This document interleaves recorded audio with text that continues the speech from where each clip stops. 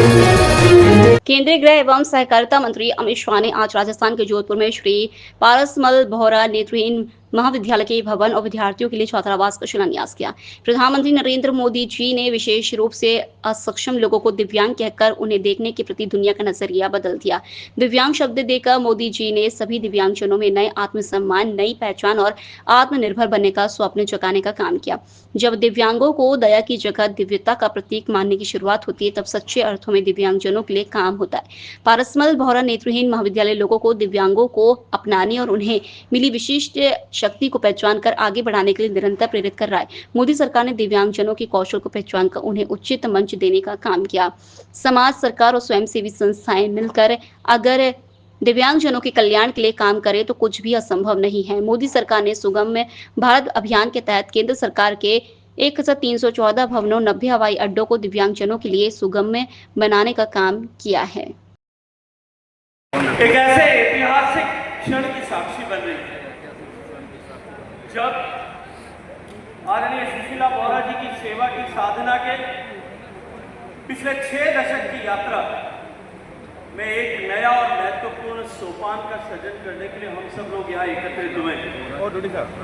श्री पारसमल बोहरा नेत्रहीन महाविद्यालय की शिलान्यास के इस अवसर पर जब हम आए हैं, तो ये केवल एक भवन या एक संस्थान में एक नए अध्याय की शुरुआत मात्र नहीं है।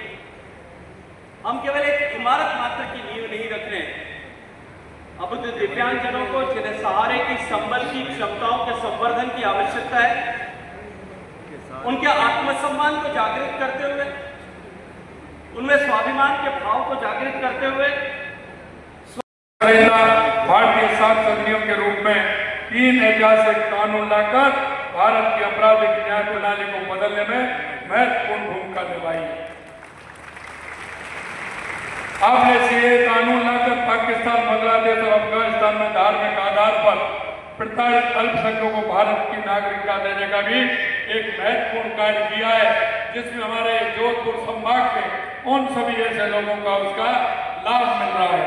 आज हम सब के लिए गौरवपूर्ण क्षण है कि माननीय गृह मंत्री जी के शुभ हाथों से नेत्रहीन विकास संस्थान जोधपुर द्वारा संचालित पारसमल बोहरा नेत्रहीन महाविद्यालय के भवन का शिलान्यास किया गया है। मित्रों, मैं कहना चाहता हूँ, आज यह महाविद्यालय भवन मोतीलाल ओसवाल ज्ञान दीप भवन, गर्ल्स हॉस्टल, मोतीलाल ओसवाल ज्योति सदन और बॉयज हॉस्टल, एजी फाउंडेशन दिव्यज्योति भवन की नींव रखी गई।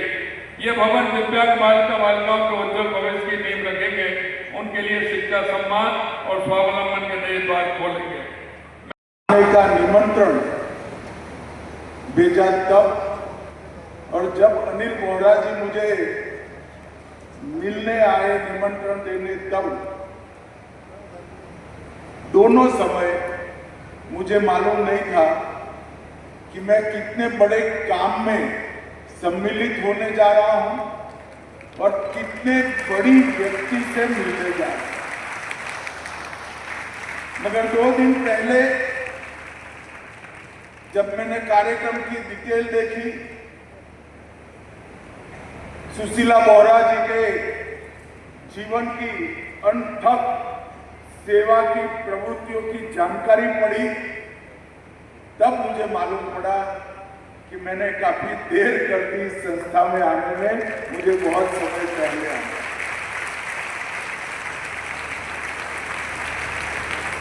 मित्रों, हम सब भारत के लोग ईश्वर में श्रद्धा रखते हैं।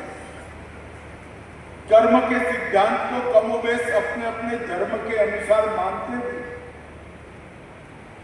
हमारे जीवन में सुख दुख, उसका नियंत्रण हमारे हाथ में नहीं है। वो एक प्रकार से कर्म से बंधकर ईश्वर के हाथ में न्यायिक प्रक्रिया रखी हुई है। मगर मैंने देखा है, लोकल से लेकर ग्लोबल तक की खबरों के लिए देखते रहिए सच्ची रिपोर्ट।